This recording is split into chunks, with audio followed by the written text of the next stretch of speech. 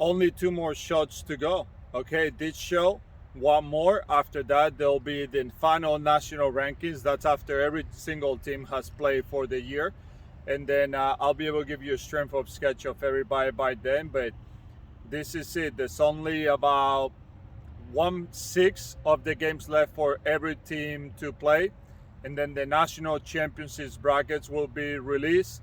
Here are your national top 10s for every division 1 and division 2, and I'll talk at the end about what is left for everybody to do to be able to make it to a national championship.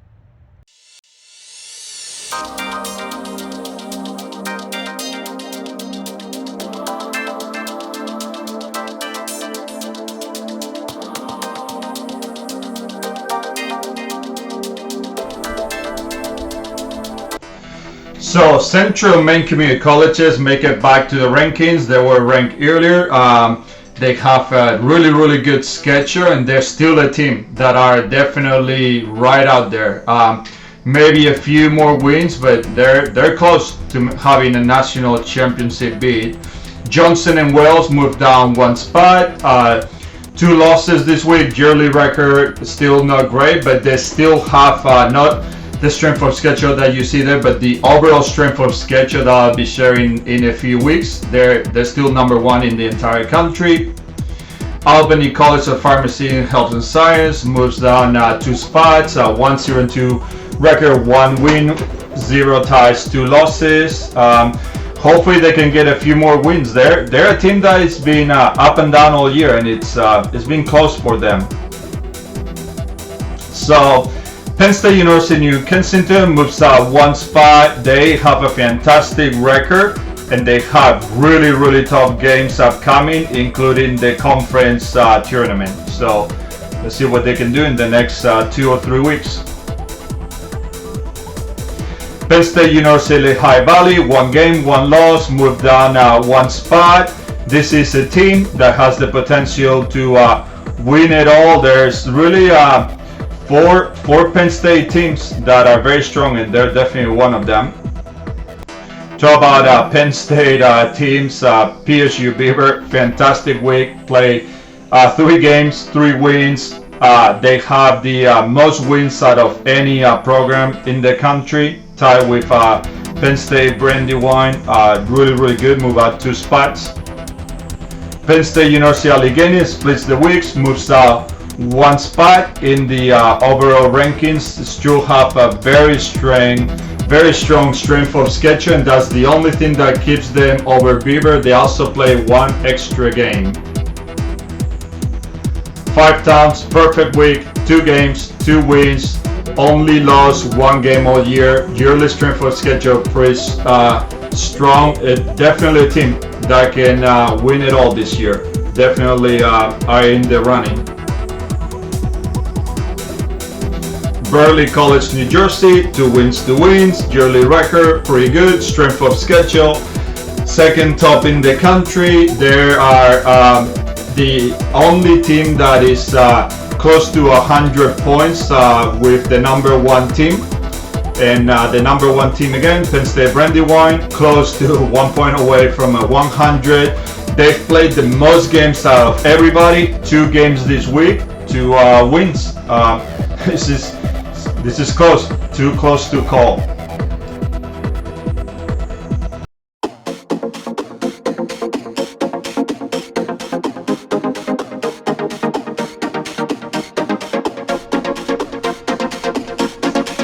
University of Dallas, 1 game play, 1 loss, yearly record falls down under 500 for the first time this year. They do play tough opponents. They moved down 1 spot, but it's a team that it can still make it. Just need to start picking up some wins. They started strong, and they had a big slide. Talking about teams with a big slide, Carlow University, they play 1 game, a game to forget. Yearly record not great, but they play against one of the teams in the NAIA that can win the whole thing, so their strength of schedule move up, even though they picked up a loss. Dujuville, same thing, 1 game, 1 loss. Strength of schedule still fairly solid. They're the new team in the they're in the same ranking as last week. and hopefully they can pick up a few more wins before the end of the year. Mississippi University for women, 1 game, 1 loss, moved down 1 spot. The 1 loss were against not a strong team, so that dropped them in the strength of schedule.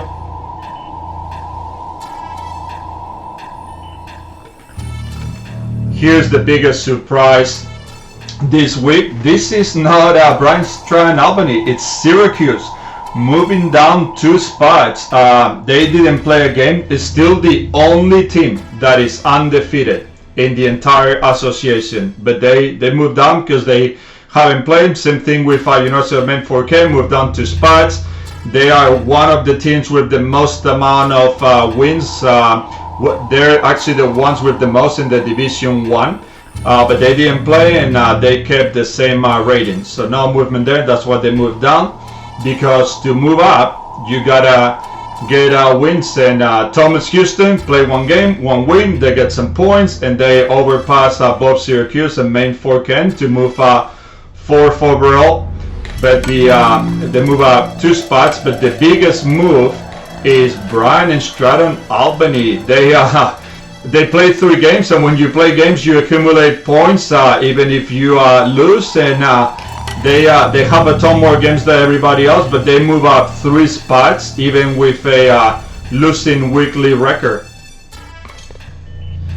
Same as last week, Samaria of the Woods. They got a tie against my old team, West Virginia Tech.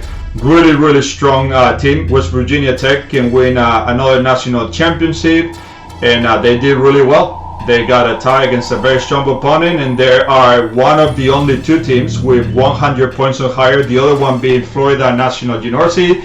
They got a tie against a team that can that beat a Division 1 opponent, so still very strong for Florida National University.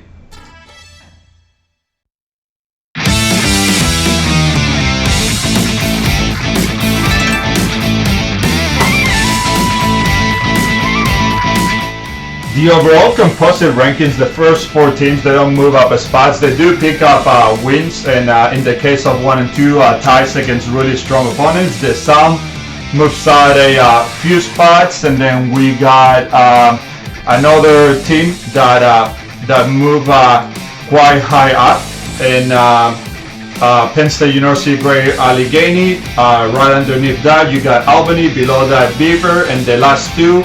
St. Thomas, which was not in the rankings last week. University of Maine 4K just moves down because they haven't played any games, but everything is just coming down to the wire. Any of these teams, they're not, I know it's getting late, don't think that these teams have anything assured to get to the national championship. I think maybe the first 4 that have consistently been there definitely have a strong case to already make it, but 5 to 10, anything can happen. There's still weeks to play left in the schedule.